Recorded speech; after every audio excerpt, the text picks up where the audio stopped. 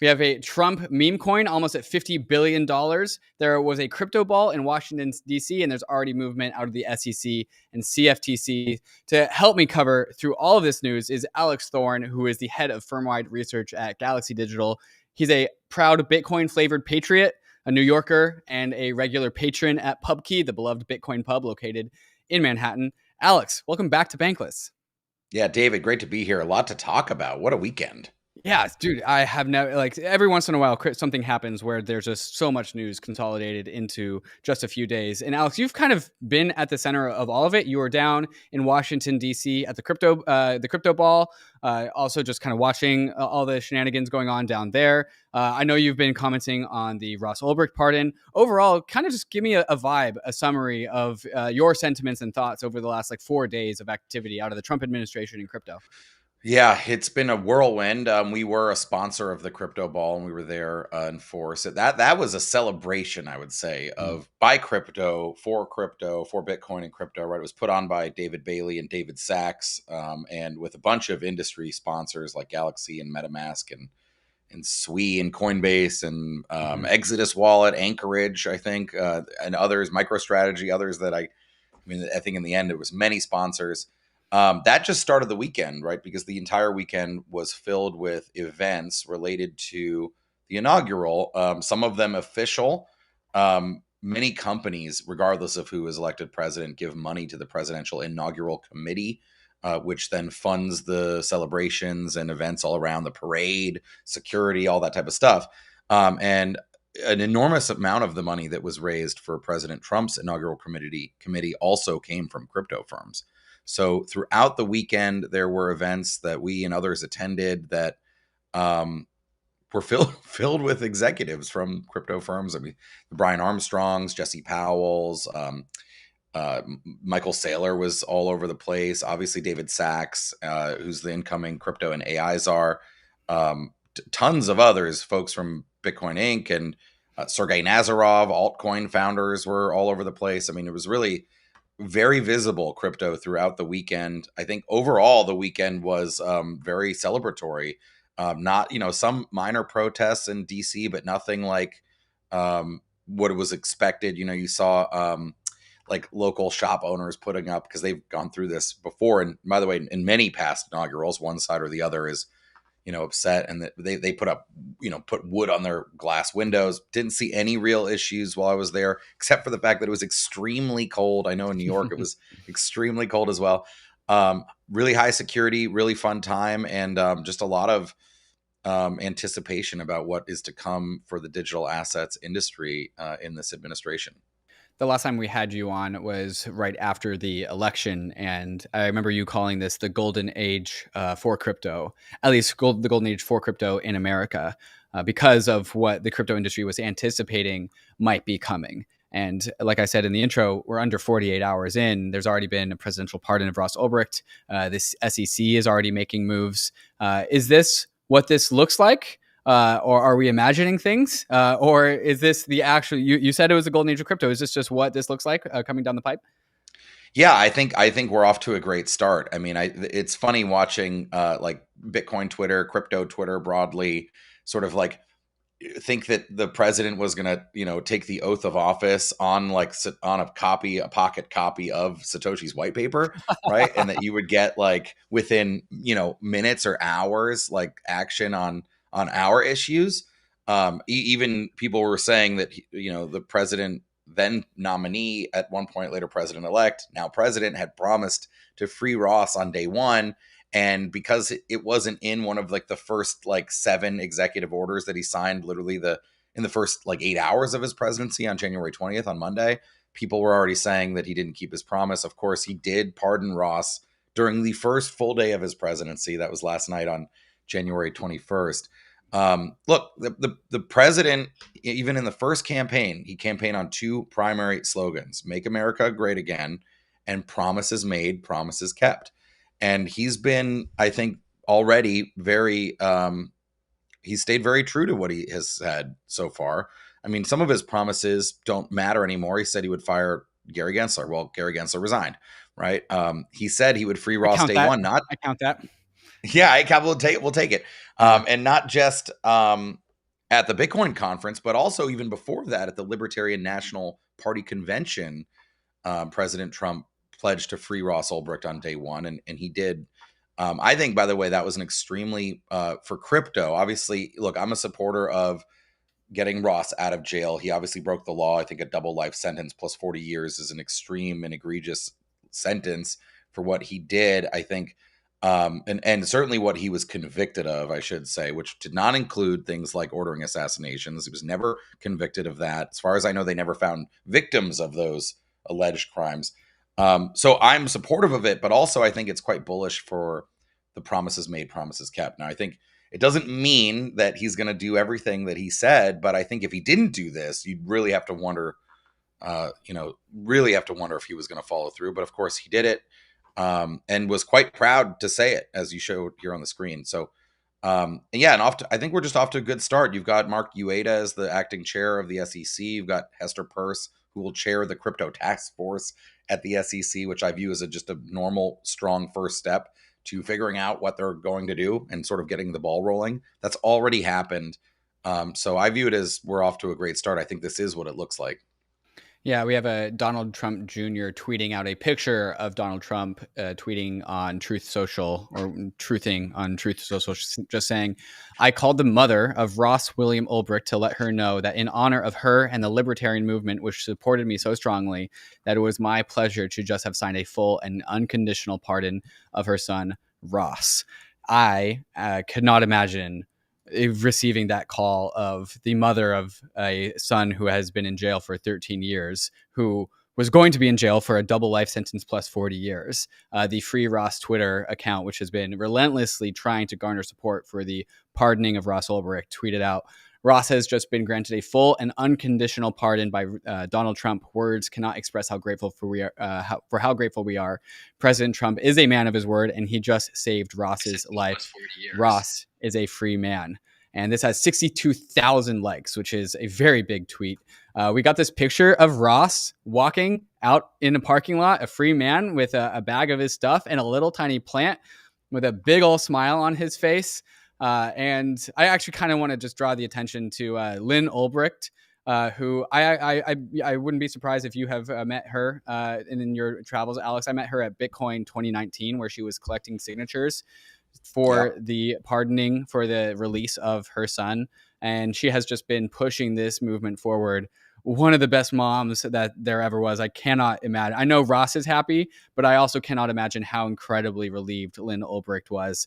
How would you place this into history as the legacy of Bitcoin and the legacy of crypto? Ross Ulbricht, of course, founder of the Silk Road dark market, which was known for selling illegal drugs and other paraphernalia and other things that would not be savory or legal to buy or sell in any other capacity. And he went to jail for that, for a big saga. We actually had the FBI agent who kind of led the arrest of Ross Ulbricht on the podcast to hear his side of the story, which I thought was pretty interesting. But was that Chris Tarbell? That was Chris Tarbell. Yeah. Yeah. Mm-hmm. Yeah. Yeah. So Chris. how would you frame this in the context of the legacy of Bitcoin?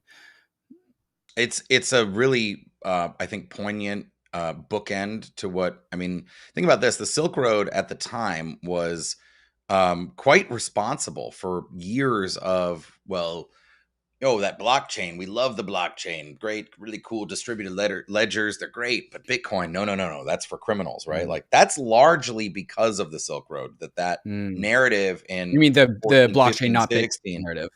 Blockchain not Bitcoin was largely due to the Silk Road in sort of the early days of institutions looking at Bitcoin and crypto.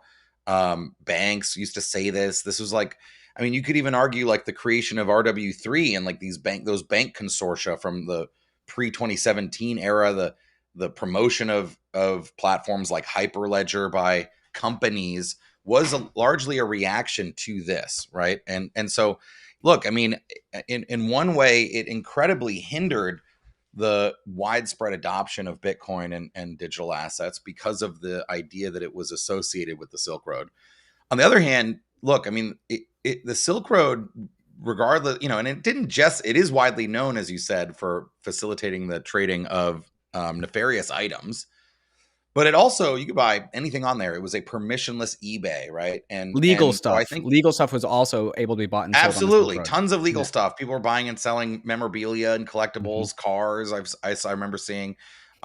This was a lot of people's introduction, a lot of long-term Bitcoiners' introduction to Bitcoin. Mhm. And this was, keep in mind too, the Silk Road was also in an era when people were still pirating a lot of movies. There was a lot of use of BitTorrent, IRC, right? This is the early days of like encrypted chat. This was an important part of what we thought the new sovereign internet could look like. And I think Ross just took it to the extreme, which is like, we're just Mhm. gonna make a marketplace that has anything on it, literally. Like, and it also showcased the sort of unstoppable, permissionless, censorship resistant nature of Bitcoin. So it's a it's a mixed bag. Like I think a lot of people first learned about Bitcoin in a good way from the Silk Road, even if they didn't go on it or use it, but reading about it. And I mean, in many ways, it was the first application to ever really use Bitcoin at scale. Um, I did also meet Lynn briefly at Bitcoin 2019. That was the conference when Ross, they played a recorded interview with Ross that he had sent in from jail, Mm. which later, apparently, the fact that he had done that, I don't know, with like a cell phone in jail, I guess you can presumably get a hold of one periodically, that they put him in the hole in solitary confinement for doing that at the time. So Wow. um, Wow. I just think, like, regardless of what you think about what Ross did, to me, a double life sentence, with effectively never being convicted of any violent crime, like, is just egregious overall. So I think that is people's general take about Ross, is that they admit that there were laws that were broken by Ross, but the double life sentence plus 40 years represents something else about the case against him that triggered the ire of the libertarian movement and even more moderate people like myself. Where I yeah, just like look at that and like the outcome here doesn't make any sense. I know many people just think like the Silk Road. We just fostered illegal activity and we allowed crime to happen, and it was like a bastion of nefariousness on the internet. But myself, and I think most of the crypto industry, sees this as Ross created a free marketplace to actually safely do activities, yeah. safely buy drugs, safely do illegal things. But just because the state deems them illegal doesn't mean that they are morally negative. And he actually created a safe place, a safe haven to engage in activities.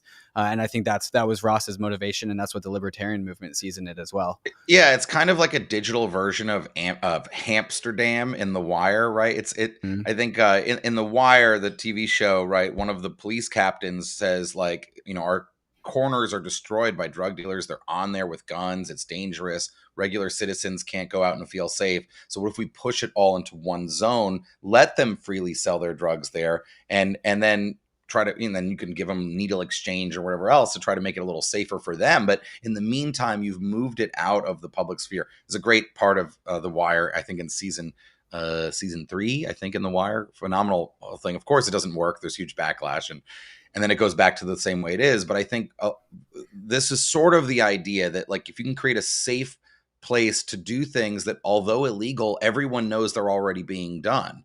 So Hmm. would you, if you can't stop it, maybe there's a way to this. It sort of falls into this idea of like unenforceable prohibition, right? Like the war on drugs broadly, as an example, right? It didn't stop people from doing drugs. It hasn't stopped people from buying and selling drugs, but it has put generations of people in jail. And it has also forced this activity back out into the public square where everybody else has to live. And we don't want to Right. have to deal with this stuff either.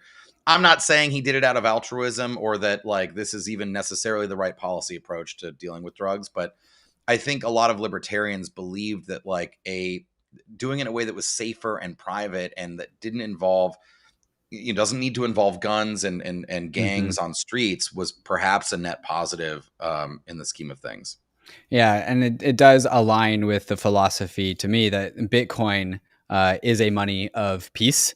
It like unlike the U.S. dollar, which is defended by the United States military and the military-industrial complex, Bitcoin is defended by proof of work miners, and that philosophy extends. This is kind of some deep deep Bitcoinerism, but that philosophy extends to the downstream effects of what Bitcoin does to the world. One question I have for you, Alex, is like, do you think Ross has any Bitcoins left over?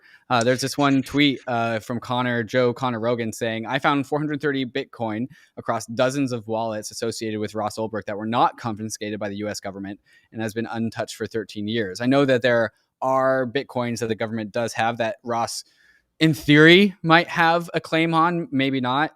Do you think, what do you think about this? Do you think Ross Ulbricht has any Bitcoins? Man, that's a good question. I don't know. I don't recall the specifics of what he had to agree to hand over at the time. Look, I mean, we it's possible we may never know. It's possible he or someone else who has the keys to these coins might not move them for 20 years, and then eventually they might move, right? So, I mean, there's no real way to know. I did tweet yesterday that I was wondering about, there is a sizable chunk of Bitcoin still held by the US government. It's not exactly right. There was a bunch of debate a couple of weeks ago about whether they were selling some of their remaining Silk Road Bitcoin. This one. And, that the individual X, the government has never said who that person is. They did a civil forfeiture legal case. There was an activist or a person, Barnbridge, that was trying to sue the government, saying that individual X's coins were theirs, but all of that was finalized as no evidence that they were theirs, and then all legal proceedings finished at the end of the year. That resulted in that tweet from DB10K that got everybody nervous in early January about whether they were selling. Those coins still haven't moved on chain, so we don't know. And then you look at this other pile that's DOJ held Silk Road. I think those might be the last remaining coins from Jimmy Zong, the guy that was arrested in like Atlanta, Georgia area. And he had just like clicked withdrawal a whole bunch of times. And I guess there was a bug on the Silk Road website, and he amassed like 50 or 60,000 coins. In my mind, like maybe like if those were stolen from the Silk Road, Ross might have a claim on them if he has a full and unconditional pardon. That means it's as if the crimes never occurred, is my understanding. A lawyer who I think highly of, Joe Carlisair, on Twitter pointed out a Supreme Court ruling, which I believe was related to a blanket amnesty for after the Civil War, saying that that the general pardon and amnesty granted did not allow individuals to get the proceeds back, right? But if those were previously condemned and sold under Confiscation Act. But again, Joe's a smart lawyer, but this is a pretty specific ruling. It specifically says under that act. It also refers to a general pardon and amnesty, not a full and unconditional pardon of a specific person. So I don't think anybody really knows. And I think this ruling or not wouldn't maybe prevent Ross from claiming some of them. I don't know. It's, to me, it seems unlikely. And don't get me wrong, I think he's probably very happy to be out of prison. Yeah, he might not be concerned that about might not be enough. That might be enough. Yeah, it might be enough. But I only raise it because outside of these remaining Silk Road coins, the largest pile of coins at the U.S. government is this Bitfinex recovery, resulting from the Ilya and Razzle Khan theft of Bitfinex. That's the largest. The government says that iFinex, the owner of Bitfinex, is they think is the only claimant. They're running a process now to see if anybody else is going to claim access to them. We assume that those will be returned in kind to Bitfinex. So those cannot probably be part of a stockpile. The largest chunk of, coins seized as the result of crime that we know is crime was these Silk Road coins, both the individual X and these. And so you wonder if they give the Bitfinex coins back, if somehow Ross claims those coins, and even if he doesn't get them, they become part of a legal thing that takes several years. Like, you're now looking at a pretty small chunk of coins to never be sold, as the president said in Nashville, to form that national Bitcoin stockpile. So it's just an interesting wrinkle here. Yeah. It's just an interesting part of the story. Again, I think you're totally right. Ross is just very happy to be free, and he's probably not concerned about the Bitcoins that he owns. To my knowledge, he's a pretty meditative Zen type individual who has like learned to separate themselves from like tangible objects. But I think just the overall arc of the story of Ross being able to be a free man 13 years later and come back to a pile of Bitcoins is a pretty good part of that story. Yeah, who knows if it'll happen, but I mean, yeah, just what a legendary Hmm. saga, honestly. And Totally. the man was in jail for a long time. I think what, about 12 years, Yeah. if I did the math correctly. And I think he looked great though. You see that picture of him coming out of Hmm. jail? I thought he looked Hmm. really good. He had a plant. Yeah, I mean, look at this. He looks Yeah, healthy and walking happy. out with a tiny little plant is, I don't know Ross well, but I have watched plenty of interviews and videos of him, and him walking out with a plant is just incredibly on brand for what I know of Yeah. him. It also, I think it's really poetic, right? It's Hmm. you have this vision of him locked away, and yet he's still growing and fostering new life, and it's very Hmm. emblematic, I think, of the life he has ahead of him. I mean, is he 40 years old? I think He is he's almost 40 40. years old. He walks away at 40 years old, which he has plenty of life left. Yeah, he does. Yeah, he does. All right, Alex, let's turn to the Trump meme coin. The official tweet out of the Donald J. Trump Twitter account tweeted out on January 17th. My new official Trump meme is here. It's time to celebrate everything we stand for, winning. Join my very special Trump community. Get your ticker sign Trump now. Go to gettrumpmemes.com, which is a page that looks like this, which is a very skinny fit looking Trump with the only official Trump meme, buy with debit card, buy now with crypto, and a Solana contract address, which leads to this Trump token on Solana that came in at the day of launch, coming in at let's see, about a $1 billion market cap, and then immediately went up to $26 billion market cap. Also came in at something like an $80 billion fully diluted valuation at the peak. At the peak, this people thought it was crazy. It was going up 11,000% in 24 hours. And I think this was one of the most astounding things I've seen in crypto. People were going back and forth and processing this. This additionally caused the Solana token, to pump almost 50% on the week, simply because the incoming president at the time, chose Solana to issue his Trump coin. So Solana went from $175 to $286. The SOL price fell off down to $230, along with Trump, which lost almost 50% of its market cap when the Melania meme coin was announced, also from a tweet from Melania's Twitter account.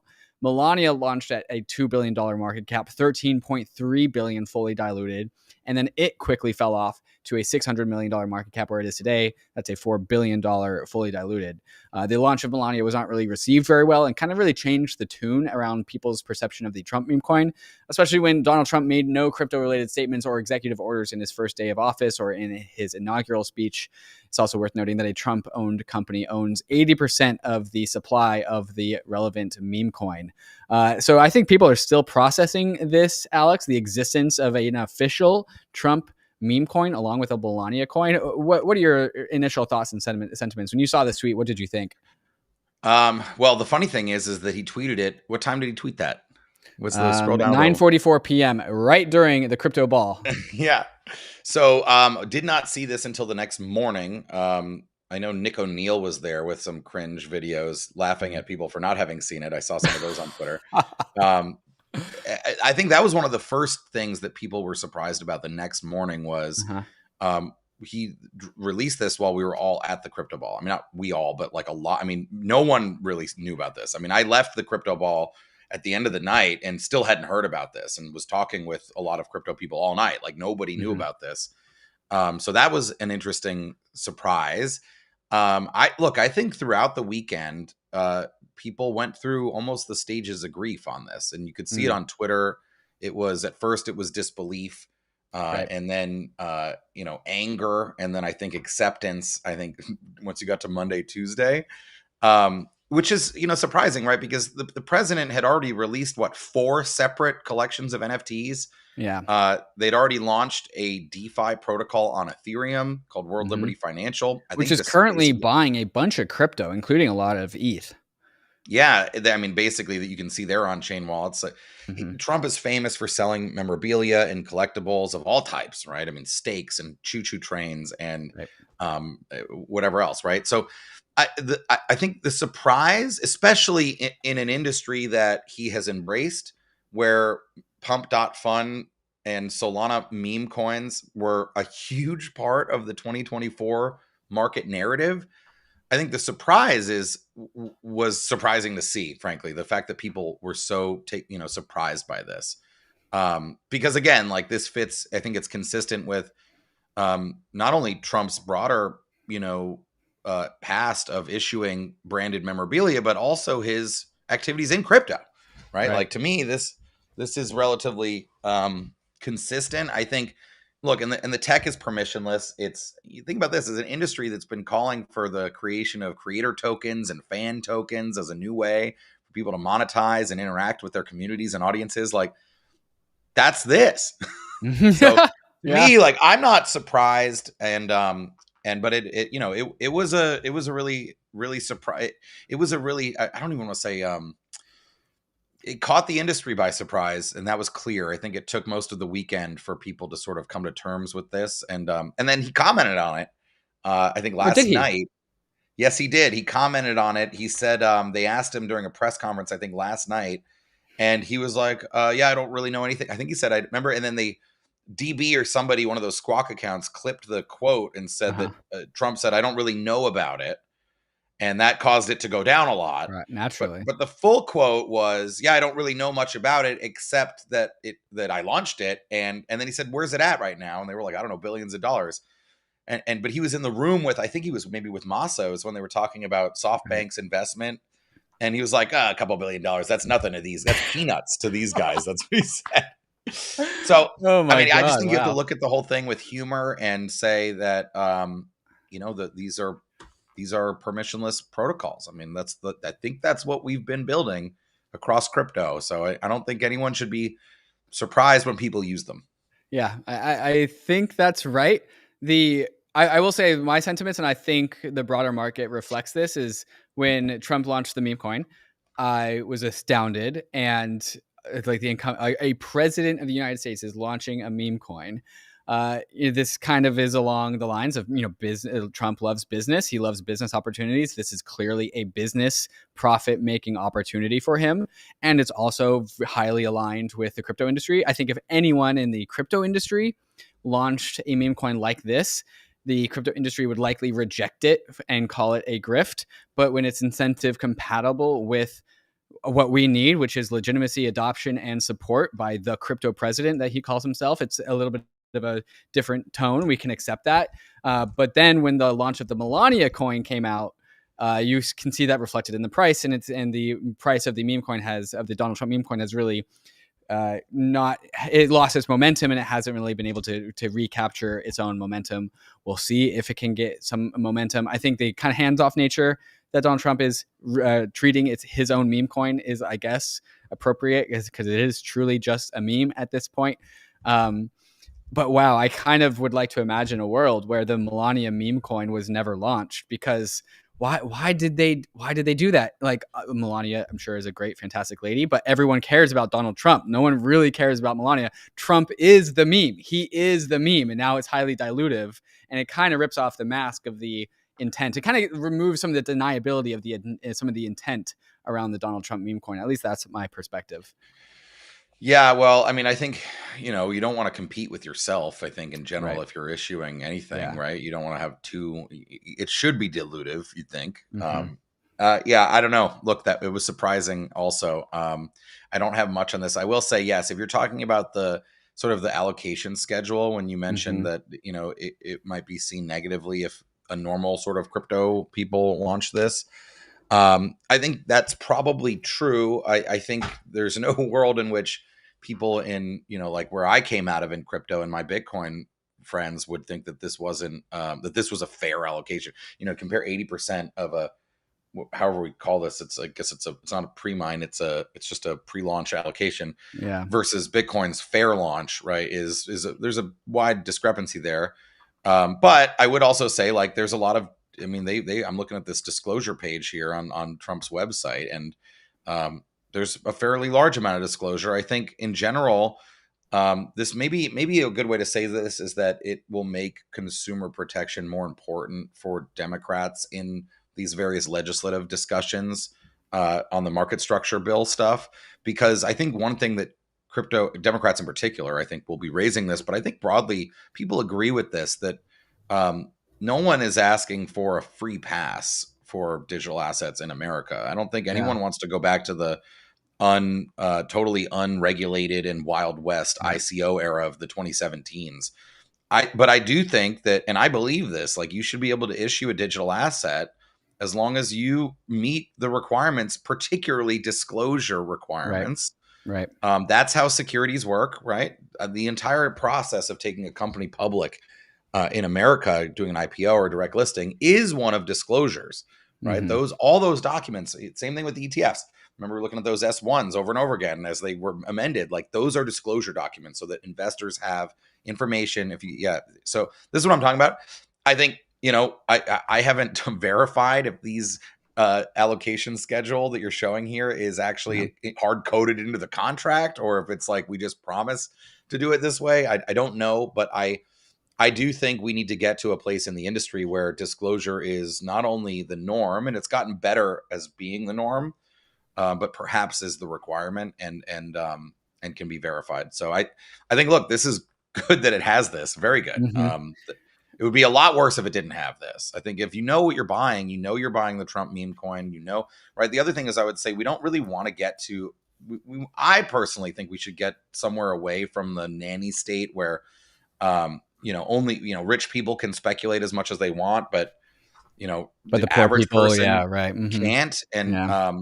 And so again, with stronger disclosure rules that still, make sure that at least the information is available to all types of investors, I think it still a shock, but I think it's consistent with what he's done in the past, and at least we've got some disclosures here. Let's get those Yeah. disclosures. Let's make a pathway for the people Right. to do it with the disclosures. Hmm. Yeah. What I would say about the launch is that it was not a botched launch. It was a pretty acceptable launch. At least when I go to gettrumpmemes.com, we are what Alex is referencing here is this information about the allocation, along with a pie chart, and these different groups that have different allocations. And there's these big text that says there are 200 million Trump available on day one and will grow to a total of 1 billion Trump over 3 years. Each group's allocations are released on their own schedule over 3 years, and there's a bunch of groups labeled here, which I would like a little bit more information about what and who these groups are. Creators in CIC Digital 1s and 2 and 3, public distribution, creators in CIC Digital 4, 5, and 6. So different groups. And I don't know if there's too much information about what these groups are, but I think that would be like the missing component of information that I would like. But otherwise, it's a fully transparent supply schedule that has a little bit of missing information in it. But otherwise, I'm relatively happy with the information that as a consumer, as a potential investor, not financial advice, I'm not buying. But there's information here that is interesting as a potential Trump owner at the very least. There was some public commentary from Dave Portnoy. He tweeted out, I have a dumb two-part question. What's the difference between the Hawk Tua coin and the Trump coin besides nothing? Second question, can I string up my own coin now and tell people it's a Ponzi scheme from the jump and I'm going to rug pull at some point and you better just hope you're out when I do? And that would make the entire thing legal. And then he finishes with ticker sign Trump. I think these are hypothetical questions. And then even the event of the Trump meme coin made its way into mainstream media. The Politico article saying a horrible look. Crypto lobby reels from Trump's meme coin, which includes a quote from our friend Nick Carter, who said it's absolutely preposterous that he would do this. Who is a founding partner at the crypto investment firm Castellan Ventures, who describes himself as an avowed and explicit Trump supporter. And another quote, they're plumbing new depths of idiocy with the meme coin launch. So even inside of the crypto industry, mixed reaction to the launch of the Trump meme coin. Alex, any final comments before we move on? Yeah, I mean, I think Nick is reflecting what a lot of people were thinking when it happened early. But look, again, they have done pretty much everything in crypto. They're speed running their crypto world. The Trump family is, right. They were pro Bitcoin miner, I think was the first thing that they said about Bitcoin, about in crypto. Then, well, I actually think they had launched NFTs. They'd launched ordinals. Right. I think one of the collections is on ordinals. So they did NFTs, ordinals, DeFi, talked about Bitcoin miners, went to the Bitcoin conference, talked about the stockpile, say they love Bitcoin. They say never sell your Bitcoin. Then and the idea that they would do a meme coin, I think, is just totally on brand. I mean, it's also we talked about this on Bankless before, you and I, David, but like last year was largely this barbell market of Bitcoin on one end and the institutionalization and maturation of Bitcoin adoption on one end, and meme coins on the other. Mm-hmm. I mean, really from like February through the end of the year, maybe with the AI agent coins coming in sort of later at the end of the year, which themselves are kind of meme coins also. Right. So it doesn't surprise me, and I don't think people should be that surprised. Given, I think it's pretty consistent with the Trump family has done in memorabilia collectibles, but also in crypto. I also got a couple more things I want to talk to you about. You were at the crypto ball in Washington, D.C., but then there's also been some movement out of the SEC and the CFTC. Mark Ayuda is the new SEC chair. And then the CFTC just lifted the sanctions on Tornado Cash. I know you're not a lawyer, but I'm going to ask you some maybe related questions. But before we get to all of these topics and more, first, a moment to talk about some of these fantastic sponsors that make the show possible. Are you ready to swap smarter? UNISWAP apps are simple, secure, and seamless tools that crypto users trust. The UNISWAP protocol has processed more than $2.5 trillion in all-time swap volume, proving it's the go-to liquidity hub for swaps. With support for growing numbers of chains, including Ethereum mainnet, Base, Arbitrum, Polygon, ZK Sync, UNISWAP apps are built for a multi-chain world. UNISWAP syncs your transactions across its web interface, mobile apps, and Chrome browser extensions, so you're never tied to one device. And with self-custody for your funds and MEV protection, UNISWAP keeps your crypto secure while you swap anywhere, anytime. Connect your wallet and swap smarter today with the Uniswap web app, or download the Uniswap wallet, available now in iOS, Android, and Chrome. Uniswap, the simple, secure way to swap in a multi-chain world. What if the future of Web3 gaming wasn't just a fantasy, but something you could explore today? RONIN, the blockchain already trusted by millions of players and creators, is opening its doors to a new era of innovation starting February 12th. For players and investors, RONIN is a home to a thriving ecosystem of games, NFTs, and live projects like Axie and Pixels. With its permissionless expansion, the platform is about to unleash new opportunities in gaming, DeFi, AI agents, and more. Sign up for the RONIN wallet now to join 17 million others exploring the ecosystem. And for developers, RONIN is your platform to build, grow, and scale. With fast transactions, low fees, and proven infrastructure, it's optimized for creativity at scale. Start building on the testnet today and prepare to launch your ideas, whether it's games, meme coins, or an entirely new Web3 experience. RONIN's millions of active users and wallets means tapping into a thriving ecosystem of 3 million monthly active addresses ready to explore your creations. Sign up for RONIN Wallet at wallet.roninchain.com and explore the possibilities. Whether you're a player, investor, or builder, the future of Web3 starts on RONIN. And we are back. Something that happened January 17th, which you were at, which is when, of course, Donald Trump dropped his meme coin, was the crypto ball. Maybe, Alex, you were there. Hopefully you had a good time. Maybe you can tell me a little bit about that. But what was the crypto ball? What was the purpose of it? Why did it happen? Shed a little context on the whole event for us. Yeah, I mean, I think it was put on primarily by David Sachs and David Bailey from Bitcoin Inc., right? Bitcoin Conference. Mm-hmm. I think David and his team, my guess, I don't actually know, but I think they organized it and ran the event, given that they are a big events company as well. But so you had companies from across the industry both sponsor it. I mean, I think this is a shot that shows Stand with Crypto as one of the sponsors, mm-hmm. And it says Exodus Wallet and Kraken and Anchorage, and I think maybe one other that I can't There's see. A bunch on the left. There's Galaxy. There's you guys, Ondo, Solana, MicroStrategy, Coinbase, MetaMask. Wow, MetaMask. Mistin Labs, the Bitcoin layer 2. Wow, they sponsored. Wow. So, yeah, I mean, I think so it was a celebration for crypto. This was not an official inauguration event. I was there. I did not see the president there. Mm-hmm. Donald Trump Jr. was there. I think other members of the incoming cabinet were there. So there were people there from sort of the administration, and so I think it was a celebration put on by the crypto industry broadly, the Bitcoin and crypto industries broadly, and I think it was well deserved because it's been it was pretty surreal, having gone through the, ranging from total ignoring us on one end to directly attacking us. It wasn't just crypto that was under attack. I mean, they proposed a 30% value added tax on Bitcoin mining at one point in a federal budget, right? It was the stuff at OFAC and FinCEN on the Bank Secrecy Act, things like Elizabeth Warren's proposed Digital Asset Anti-Money Laundering Act that would affect all of crypto, not just, it's not just about issuance and DeFi at the SEC, right? There was broad attacks on Bitcoin developers, the sort of the most Bitcoin and vanilla. anything adjacent, anything relevant. Yeah, truly. And so that to then be in the heart of Washington, D.C. on Inauguration weekend, surrounded by people who either individually or their companies had been in the trenches, fighting that fight for the last 4 years, and be able to celebrate and know that, I mean, I would say at a minimum, we expect a much more open-minded and hands-off approach from the new administration at a minimum.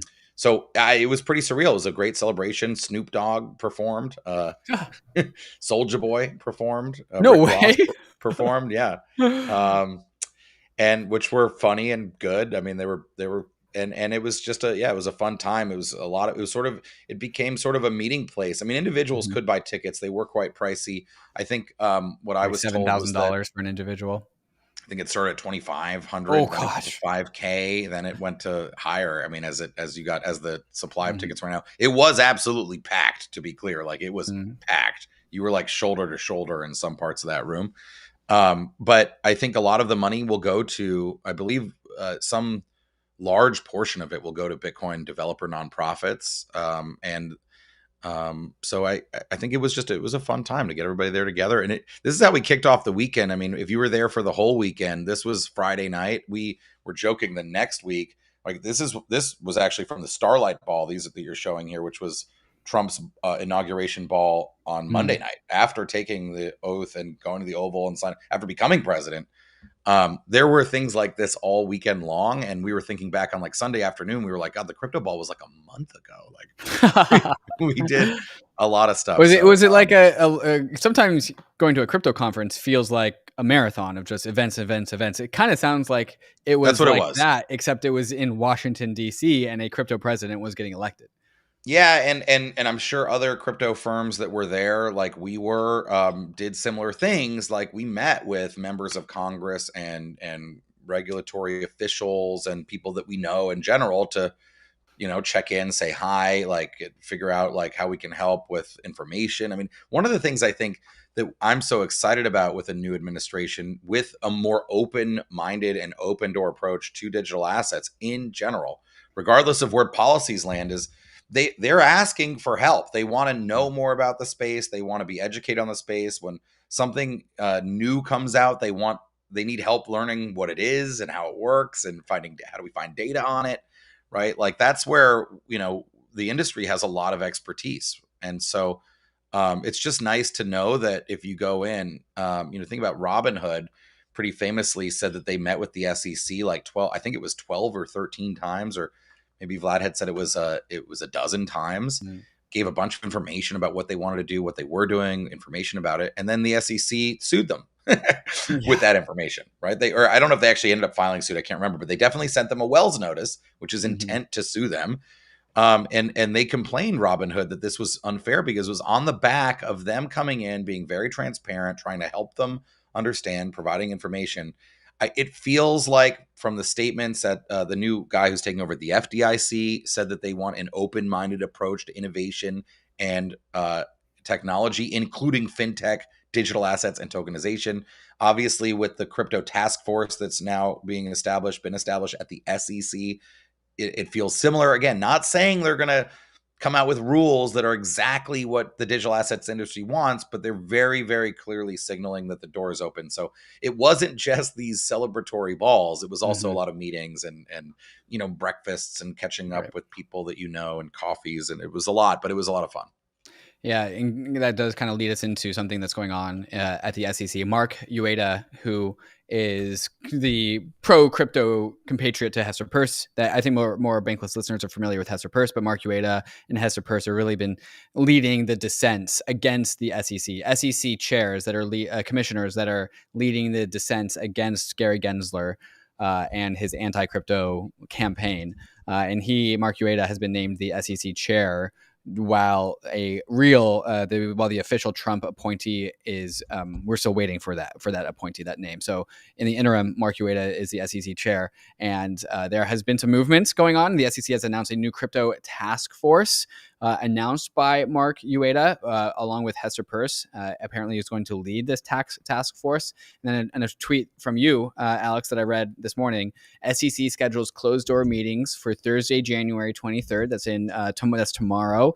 The topics include institution and settlement of injunction actions, institution and settlement of administrative proceedings, resolution of litigation claims, and other matters relating to examinations and enforcement proceedings.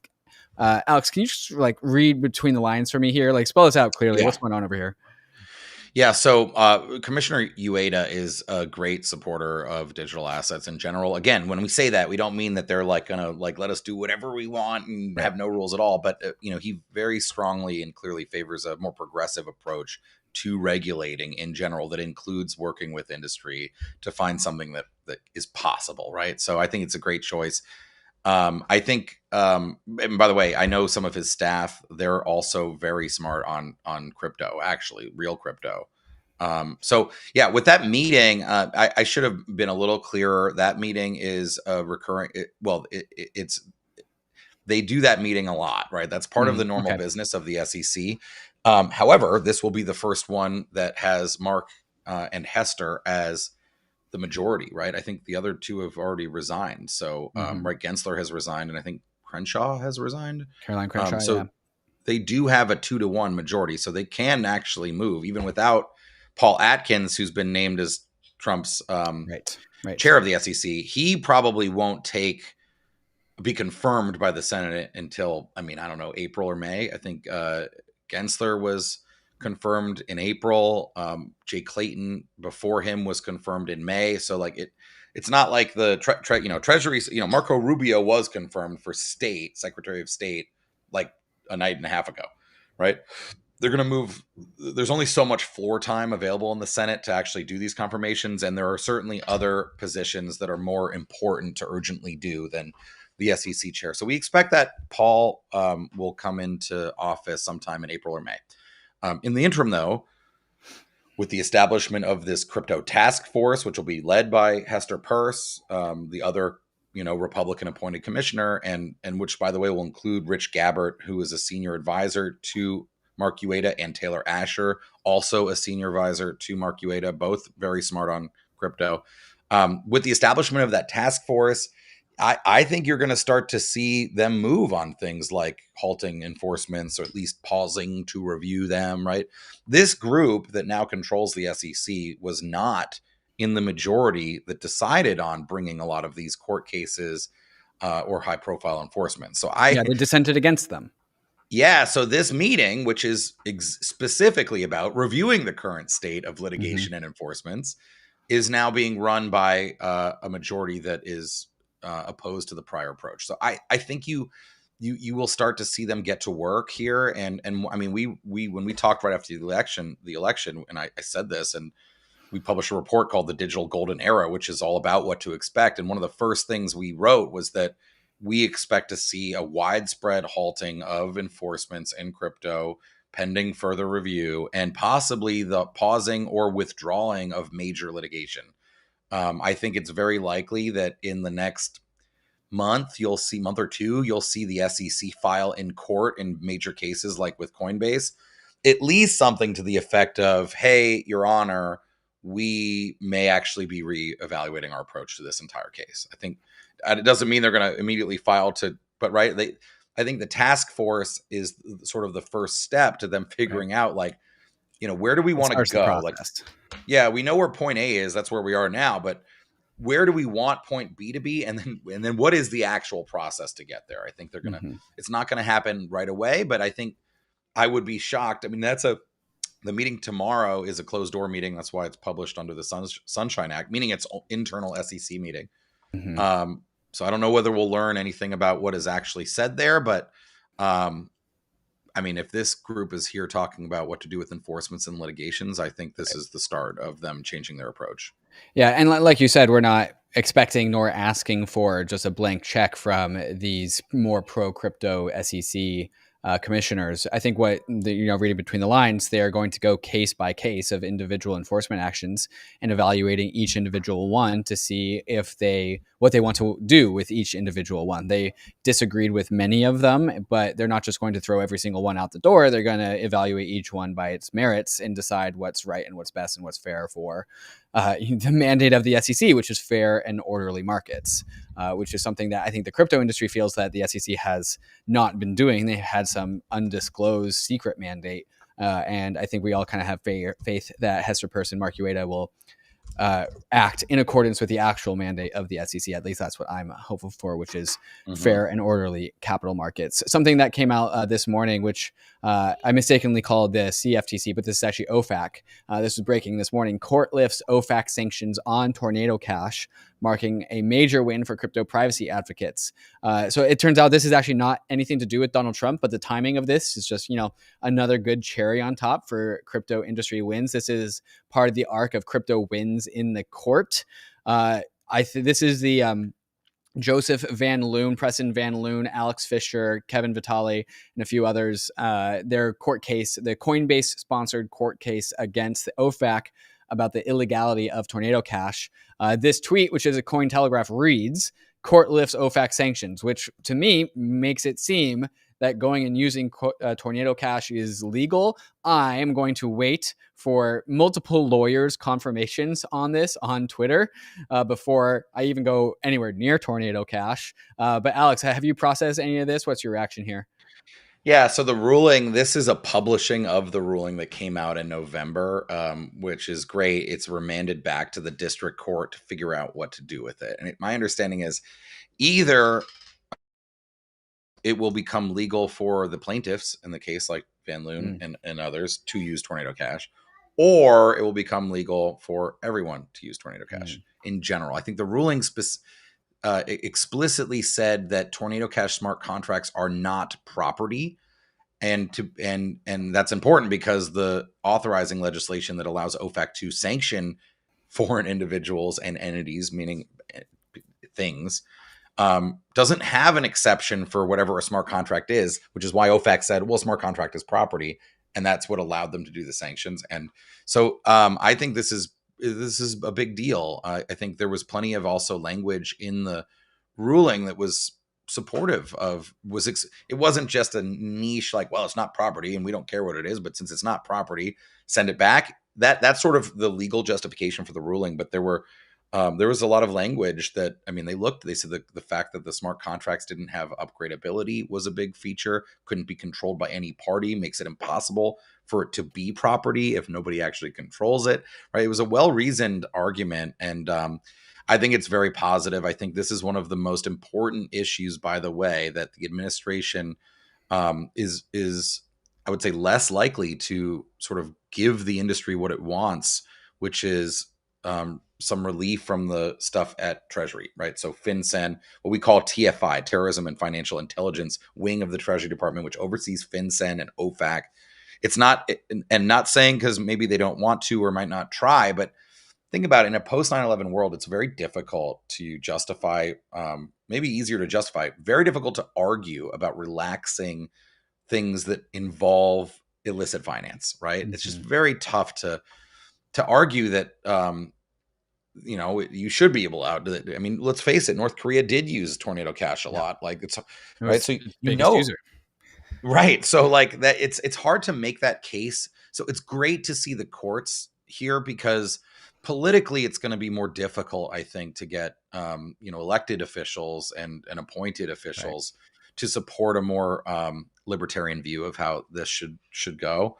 But on the other hand, to me, I think it is the right thing. If it can't be upgraded, it is literally the internet. You don't put Microsoft CEO in jail because a Al Qaeda manifesto was typed in Microsoft Word. Like it's not.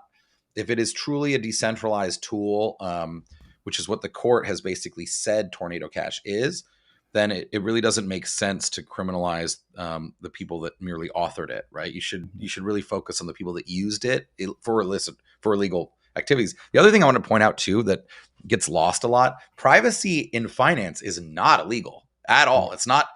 even intentionally obfuscating the origin of funds is not money laundering. Right. For it to be money laundering, the funds themselves have to also emanate and be proceeds of crime, right? So Vitalik sending donations to Ukraine through Tornado Cash, which I believe he said he did, that's not money laundering, even though he is obfuscating that it came from him. Right. You're totally allowed to use private, wealthy people in particular do this all the time, right? Corporations, even in Delaware and in the Dakotas, where they have strong corporate privacy, right? Like, are structured to give people privacy. It's merely illegal if you also are doing it to hide the origin of illicit funds.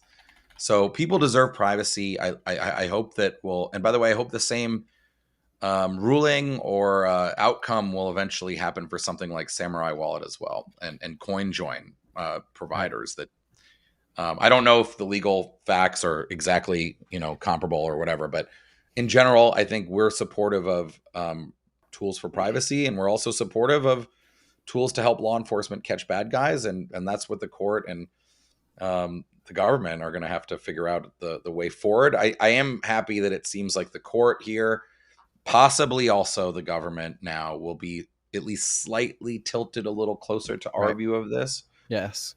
Yeah. And I think that kind of brings me to maybe the last question I have for you, Alex, is just that we have momentum right now.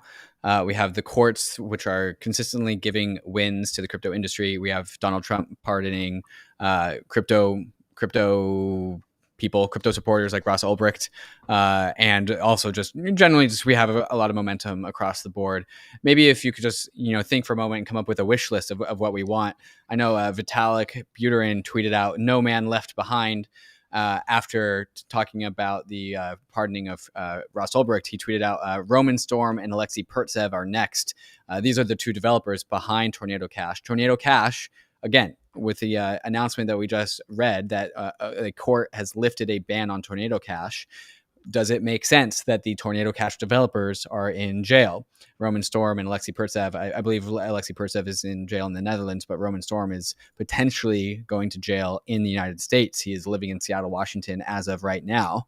And so maybe a wish list of future things that you would be hopeful for as it relates to OFAC and Tornado Cash, or just Bitcoin mining, anything. What comes to mind first for you, Alex? Well, I think when it comes to Roman and Alexei, or the Samurai Wallet guys, or well, let's stick with them as two relatively similar examples. They're not charged by the federal prosecutor specifically with having deployed the smart contracts, right? They have the charges are involve, I think, primarily the front end, and specifically not banning the IPs of the North Korean actors even after they knew. So there are some facts, I think, that are a little that are harmful to them, and that relate more specifically to the charges they're actually being charged with. That doesn't mean that I support pointing that out, just to be very clear. That doesn't mean I'm not supportive of them having some relief here in one way or another. I mean, you could also, for all we know, see a different approach taken in their criminal case, specifically Romans in the U.S. I really can't speak to the Netherlands. I did see, it seemed like he was being treated terribly. He was held for months, Alexei, without, I think, being even charged. So, I mean, I'm opposed to that. I want due process. It's possible you could get a better approach from the prosecutor in Roman's case anyway, maybe. I do think this is a great fact for his case, right? I mean, if it's not illegal, then what did he do on its face, then I mean, the case is definitely, I would say it's pretty safe to say it's probably weakened the federal prosecutor's case against Roman. Would love to see some resolution here overall that's positive. I think either way, you're going to have the ability to. It looks like we have to wait and see what this district court says with this remanding back to them. But it looks like we could be at a place where you can deploy immutable, non-upgradable privacy contracts and have that not be illegal. It's possible. Now, maybe you can't profit out them. Maybe if there is something you control, like a front end. By the way, DeFi also broadly, I think you've talked about this in the past, but regardless of who's president and regardless of who's in the regulatory seats, DeFi needs to get to locally run front ends, because the operator of a front end is always going to be somewhat responsible, and they should be, right? It's why Uniswap doesn't show like a whole bunch of tokens they don't show. Right. right? I mean, they because that is they're hosting. They are effectively like Coinbase Wallet is to the rest of DeFi. Like they may not be a broker, but they certainly can limit what you can go Do to things, through yeah. there. Yeah, Yeah. so I think It for falls under the real, category that we like at Bankless, which is if it can be regulated, then it perhaps ought to be regulated. And if it can't be right? I mean, regulated because it's I think decentralized, that's then it right. shouldn't. I mean, it's the same thing. Like why we don't think about like a open source, locally run wallet. You know, Right. take like Bitcoin Core or Geth or something, Right. right? Like like that can't be regulated. It's literally a piece of code, right? But Mhm. a front end website where I log in, you ask me for information, then it's like, well, I mean, maybe you could be regulated. So, which by the way is also okay. But I just mean, I hope that for DeFi to become more resilient, for founders to not face this kind of threat, whether in the US or abroad. I mean, if you don't clip a fee and you don't store data and you don't host a front end, that should be okay. Now you're looking a lot like Satoshi, to be Right. honest, right? Like, Right. so I hope we get more to that. I think to your question, I mean, I think we want to see. I think you just got to chill and let this play out. I mean, right? I think crypto Twitter has relaxed a little bit since Mhm. Ross's pardon, which is right. I think everybody needs to take a little bit of a chill pill. Um, Everything appears to be happening as so far as promised. Um, and I think there's just a lot of priorities. You can't expect the Right. president. People don't even realize that there's a debt ceiling limit debate that has to happen. Like the U.S. Right. government is about to run out of money, so Congress is going to be all tied up dealing with that, right? And negotiations around that for a while. So a couple weeks and stuff. So like there's a lot of high priority stuff that although the digital assets industry gave a lot of support to the president, so did a lot of other people and a Right. lot of We are other not the important only interests. industry in Yeah. America. It is not literally a crypto Congress. Sure, there is a lot of Right. crypto support in Congress, but it is America's Congress. They've got other issues to work on. So I think people just relax and chill and wait and see what's going to happen. I think so far at FDIC and SEC and CFTC, where Carolyn Pham was elevated to acting chair too, you've got in three of the most important FinReg seats, much more open-minded, possibly supportive people in charge, and you've still got, I mean, even Scott Bessent, who's very Mhm. likely to be confirmed soon. I mean, the Treasury Secretary is very important. I mean, in terms of the government operating, he's signaled plenty of support for digital assets in the past. So I think you're looking at everything looks like ready to go here. So Yeah. it's hard to know. You don't want to speculate too much, but I'll do one specific. I'm hoping that a good friend of mine, Omid Malekhan, who's a professor at Columbia Business Yeah. School. We had him on the pod I, not too long ago. oh, great! I love Omid. He was saying something really interesting about tokenization, which was that we all who were in crypto a long time used to think that it would help bring liquidity to illiquid assets. And I looked at dozens of platforms when I did VC at Fidelity to tokenize stuff, and like some of them were explicitly for real estate, right? And remember there was the St. Regis and Aspen that was partially tokenized and all this stuff. Mhm. None of that ended up being true, right? Illiquid, it turned out that you don't want liquidity sometimes, or other like you don't want to wake up and find that for some reason someone dumped your house's token overnight, now your house is not worth, right? Like, and also there's other advantageous reasons why things might not want to be marked to market, right? Venture investors, as an example, like they don't have to mark their stuff to market. Maybe they do it quarterly or annually, but like they don't want it to be live, right? So there were other reasons why that wasn't true, that it didn't its primary reason for tokenization was not bringing liquidity to illiquid assets. And in fact, what we found over the years is that the biggest product market fit for tokenization has been stablecoins so far, which is expressly the opposite. It's tokenizing the most liquid asset, which is the US Mhm. dollar. And I would say the second, and he pointed this out, Omid, the second was that we've seen traction on is sovereign debt, right? Treasuries, right? The second, you've got Franklin Templeton and BlackRock and others that are tokenizing, creating on-chain money market funds. Money market funds own national debt. They own treasuries, right? Mhm. And so then you say to yourself, well, what's the third? Okay, now it looks like it's more about giving access to existing highly liquid. Those seem to be working. 1 and 2 are the most liquid in the world. What's 3? Right. US equities, Mhm. right? So maybe, and just today I saw at Davos, Larry Fink, BlackRock CEO, was explicitly talking about tokenizing bonds and equities. So I think Wow. you're Wow. likely to He get, would not say that unless he was already cooking on something. yeah, I think you're likely to, and they've already been tokenizing bonds too with Mhm. Biddle. So I think you're likely to get, at a minimum, some sandbox environments and proof of concept areas at the SEC where, say, a tokenization company and an issuer, as in like a company who issues stock, and maybe like a major national securities exchange, sort of all come in and they say, we want to tokenize 1,000 shares of, ticker XYZ or whatever it is. And just like, okay, how can we do that? And maybe they'll say, the SEC I'm pretty sure the SEC is going to say, let's figure out how we can do that in a limited way. And then we'll study it all together and figure out the path forward. And so you'll get things like, oh, well, you can only do it for 1,000 shares and they have to be to an accredited investor. So you're great. You go find like some high net worth person or a family office that also wants to be part of the experiment, right? And then you sort of try things like, how's FINRA going to get? FINRA gets from all the brokerage firms like a daily reporting called Blue Sheet reporting, which is just like all the trades the brokerage firm did. Okay, well, how do we get that to FINRA? The SEC might ask. And literally, there's some guy at FINRA who has to receive these every day. How can he get it in the exact same format that he currently gets it from Fidelity, from Ethereum? Right. So then it would be like, okay, like help set him up with a node and like we'll create an indexer for him. We can pull the data, forget every day, you can just see it in real time if he wants to, right? Or export under any time frame.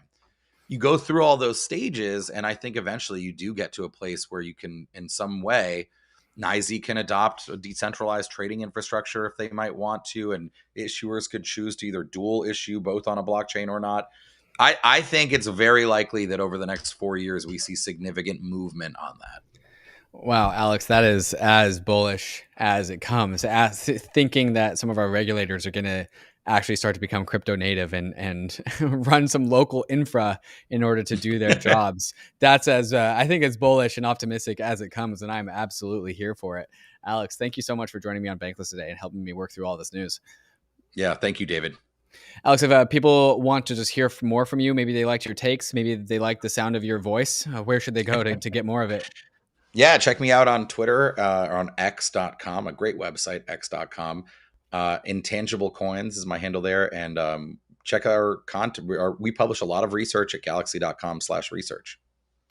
Awesome. We'll get all of those links in the show notes of the podcast and on the YouTube. Bankless Nation, thank you so much for tuning in. If you're watching on the YouTube, make sure to give us a like and subscribe, where we cover any time Trump talks about crypto, we're probably going to cover it. So if you want more of that content, make sure you subscribe to the YouTube and give us a 5-star review in your podcast app. We really appreciate it. Bankless Nation, you guys know the deal. Crypto is risky. You can lose what you put in. But nonetheless, we are headed west. This is a frontier. It's not for everyone, but we are glad you are with us on the Bankless journey. Thanks a lot. With over $1.5 billion in TVL, the METH protocol is home to METH, the fourth largest ETH liquid staking token, offering one of the highest APRs among the top 10 LSTs. And now, CMETH takes things even further. This restaked version captures multiple yields across Kerak, Eigenlayer, Symbiotic, and many more, making CMETH the most efficient and most composable LRT solution on the market. Metamorphosis Season 1 dropped $7.7 million in Cook rewards to METH holders. Season 2 is currently ongoing, allowing users to earn staking, restaking, and AVS yields, plus rewards in Cook, METH protocol's governance token, and more. Don't miss out on the opportunity to stake, restake, and shape the future of METH protocol with Cook. Participate today at meth.mantle.xyz. CELO is transitioning from a mobile-first, EVM-compatible Layer 1 blockchain to a high-performance Ethereum Layer 2, built on OP Stack with EigenDA and one-block finality. All happening soon with a hard fork. With over 600 million total transactions, 12 million weekly transactions, and 750,000 daily active users, CELO's meteoric rise would place it among one of the top Layer 2s, built for the real world and optimized for fast, low-cost global payments. As the home of the stablecoins, CELO hosts 13 native stablecoins across 7 different currencies, including native USDT on Opera. With over $1.5 billion in TVL, the METH protocol is home to METH, the fourth. CELO cuts its inflation in half as it enters its Layer 2 era and continuing its environmental leadership.